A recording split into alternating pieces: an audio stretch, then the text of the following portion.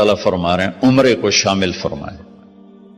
وہاں سے آپ چلے، آپ کے ساتھ کوئی 12,000 کا مجمع تھا اور آپ ملل میں آپ نے قیام فرمایا.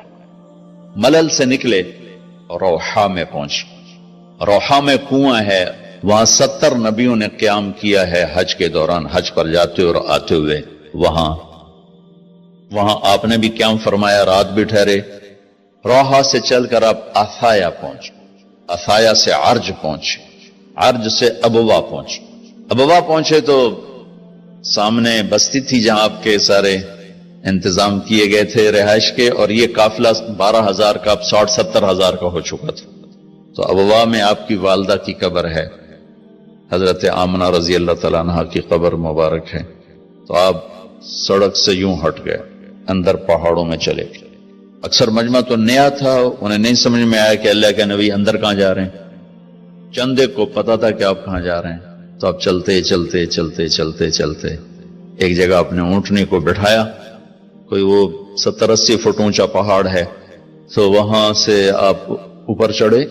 یہ اپریل کا مہینہ تھا اور ماں کی قبر کے سرانے تشریف لائے، اور یوں اپنے گھٹنے اٹھائے اور ہاتھ یہاں رکھے اور سر یہاں لیا. یہ پوزیشن بنائی جیسے چھوٹے بچے بناتے، اور پھر جوں سرہانے بیٹھ کے رونا شروع کیا. صدمہ تو چند دنوں بعد بھول جاتا. میں اب اپنی ماں کے یاد میں رونا بھی چاہوں تو رونا نہیں آتا، اپنے باپ کی یاد میں رونا بھی چاہوں تو رونا نہیں آتا. اور میرے نبی کو 57 برس گزر چکے تھے ماں کے گئے ہوئے. تو وہ 57 سال پرانا درد ابھی زخم بھرا نہیں.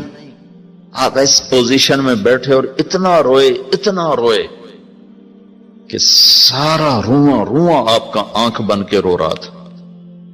وہ ساری داڑھی آپ کی آنسوں سے تر ہو گئی، اور آپ نے آگے جانے سے انکار کر دیا کہ میں آج رات اپنی ماں کے پاس ٹھہروں گا. آپ نے رات وہیں گزاری. کیا رات تھی. ابوا سے چلے تو آپ عصفان پہنچے. عصفان تھے تو آپ نے کہا ابوبکر یہ کون سی جگہ ہے؟ کہا جو عصفان. کہا میں دیکھ رہا ہوں ہود اور صالح علیہ السلام گزر رہے ہیں اس وادی سے، لبیک کہتے ہوئے حج کو جا رہے ہیں. عصفان سے آپ مرہ زہران پہنچے، پھر وہاں سے آپ صرف پہنچے، پھر وہاں سے آپ تنعیم پہنچے. تنعیم میں آپ نے احرام کی چادروں کو تبدیل فرمایا. جو 2 چادریں مدینہ میں زیب تن فرمائی تھی، تنعیم اتار کر 2 نئی چادر اسی کپڑے کی. پھر مکہ کے ٹاپ سے آپ انٹر ہوئے اور بیر زیتو